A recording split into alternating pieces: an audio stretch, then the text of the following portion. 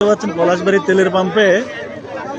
তেলের পাম্পে ছাত্র আদর্শ উচ্চ বিদ্যালয়ের ছাত্ররা আন্দোলন করতেছে। তাদের আগামীকাল এসএসসি পরীক্ষা, কিন্তু এডমিট কার্ড এখনো পায়নি। এডমিট কার্ড না দিয়ে প্রধান শিক্ষক ও হেডমাস্টার সবাই পলাতক। কর্মকর্তারা বলবে কি বাচ্চারা নাকি নষ্ট হয়ে গেছে।